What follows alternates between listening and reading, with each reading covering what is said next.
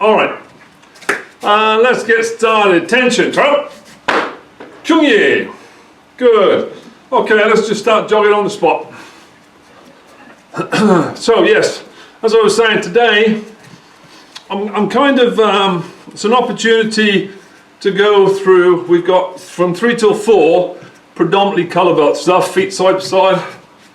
And it's an opportunity to go through some colour belt stuff for them. Feet forwards and backwards. And then from 4 till 5 we'll drop into more of the black belt stuff. That said, you know, it's open to you guys anytime we go through something. Okay, just relax, feet sitting stance, just nice and steady. Work the shoulders. No real effort, just loosen the shoulders up. So yeah, it's just to get a chance to go through some of these. What I want to do is I want to go through uppercuts, change to uppercuts.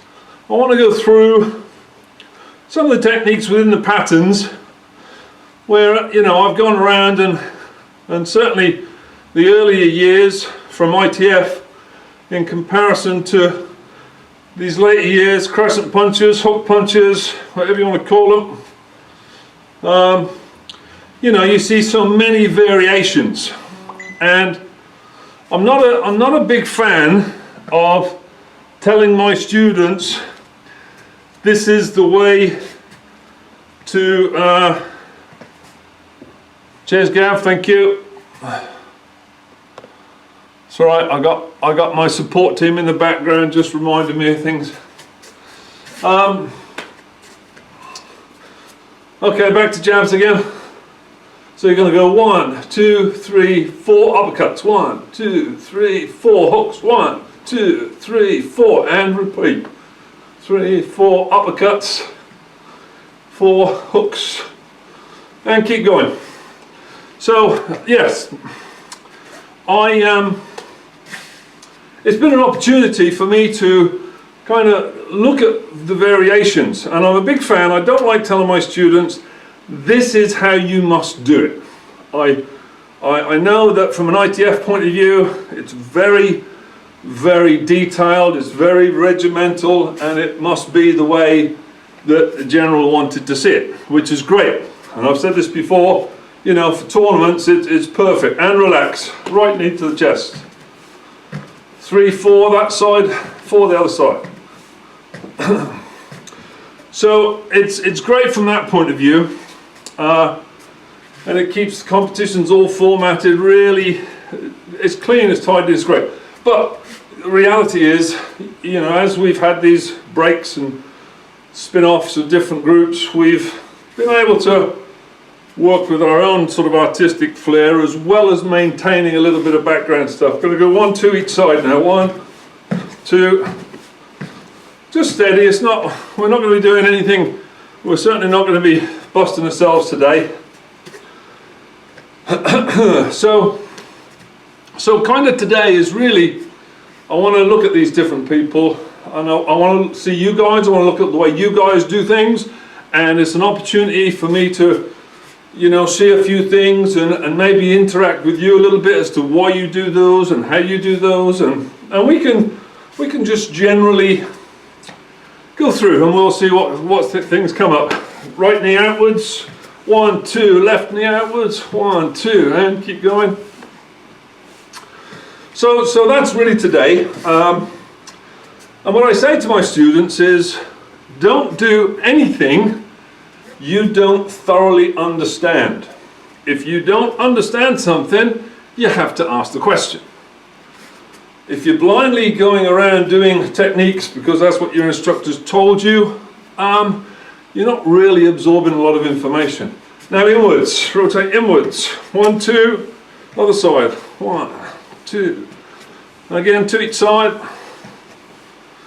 So that's really what today's going to be about. It's just having a look at a few of those. And we'll go through, and then, and like I said, I'll use what I see just to get an idea of, you know, how there are differences. I know just with a few that were on here there are some differences. Good, just heels up to the bum.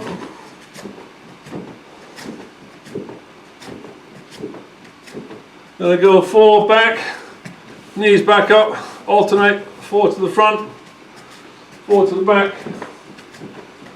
We're just generally limbering up.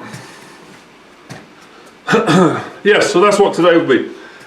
If any of you have any questions, in particular now that you've muted yourselves, you should be able to unmute, ask the question. If for whatever reason I have muted you and you can't say anything, there's an option to wave the hand.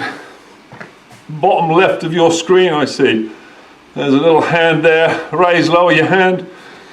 It'll give me an idea that you've got something you want to say or you've got a question or something like that. Okay, Jubi. So we'll continue warming up. Step to the left, sit in stance, middle section punch. Go. Single punch is my time. Hana. Tul. Set. Yo, double punch. Hana. Tul. Set. We're going to do 3 punches. Ready? Hana. Tul. Set. Okay. Just look at the screen. Get a bit closer if you need to. I'm trying to get my head in line with my sign in the background because I want to show you something. So when we do a drop and punch, drop and punch, drop and punch, if we've got multiple fast motion punches, we want to do 1 drop with 3 punches. So in this position here, if I come up, I want to be doing 1, 2, 3. Now I'm exaggerating those 3 drops, but I'm coming up, 1, 2, 3. I don't want to be up, 1, up, 2, up, 3. I don't want to be doing 3 bounces.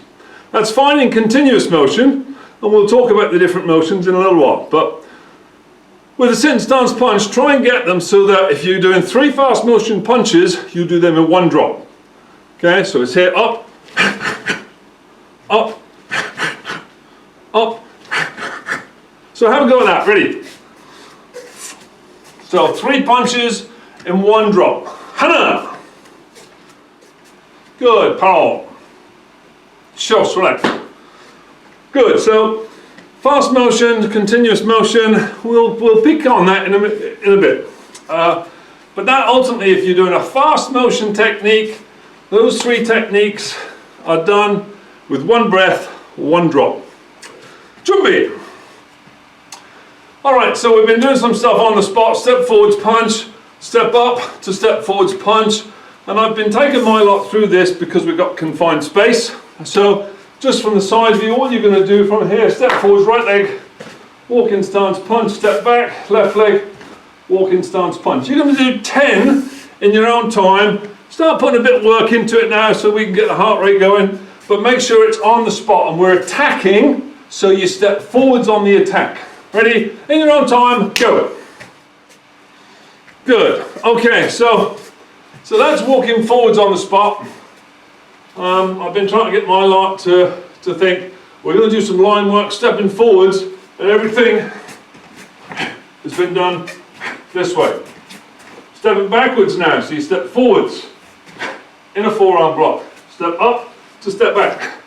Step up to step back. Stepping backwards, mid in a forearm block. In your time, 10 times. Go. Okay, quick thing. I'm just, as I said, I'm kind of looking at you guys to fuel things I can go through. Very quickly, one of the real obvious things that we do in Taekwondo is hip twist. And whilst that's a subject I get buried in deep with many a time, my students will be putting the fingers in their ears right now. It is something that I do like to see. So when you're stepping backwards, make sure you're turning your hips here. And you can see the knot of your belt moving. Another 10, go. Good. So both those 2 are accelerated techniques. You're going to get yourself in a position where you use hip twist, but there's also a term you'll hear floating around, hip snap, or hip rotation. And again, that's a subject perhaps we'll get onto in the second half of the lesson. But try and imagine that you've got you know, hip rotation is working with your technique. Okay, so as I turn my hip, my hand extends, yes? Hip twist with that snap is I'm snapping the hip forwards and the hip is then pulling the punch. It's generating that torque and snapping that punch forward. So let's go back to going forwards. Let's do palm heel or open fist punch here. So we'll do this, but we're going to do it with hip snap. So it's here, and you're going to snap that hip round, snap the hip through, and execute the punch. Go, 10. And we're just using these to warm up. Obviously you guys on here are black belts or senior grades, so I appreciate this as, you know, the basic levels, but conscious on YouTube we're going to have white belts, yellow belts, green belts. Stepping backwards now, rising block. Stepping backwards, rising block. Good, Tumbi. We'll drop onto some patterns, and I'll pick out some techniques, and we'll go back to line work and doing a few techniques. But just to start with, nice simple one. We all know it. Chonji. White belts, if you're in there, having a go at this, do your Sajirogi 1, 2, 3, or 4.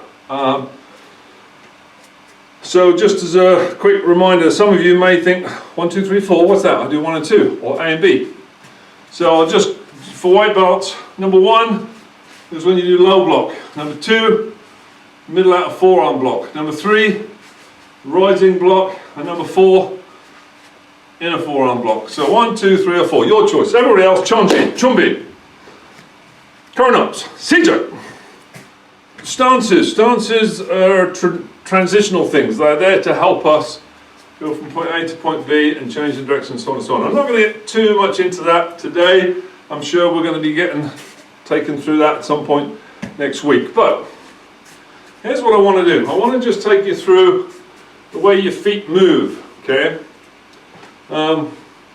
When you step forwards, you don't want to have your foot go wide, okay? And I see a lot of people, they actively teach that your feet travel along the lines of a railway track. And they actively sort of promote the feet keeping the same width as they step forwards and as they step backwards. The reason for this is that, you know, years ago, the Japanese people against the Korean people, the Japanese were very thick-set culturally.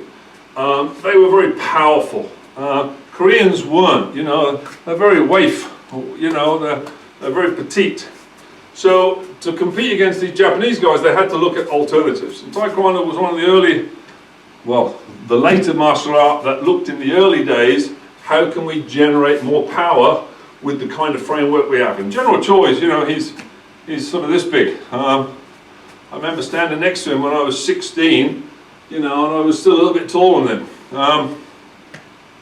So the way we generate movement and hip twist to generate power is using our stance.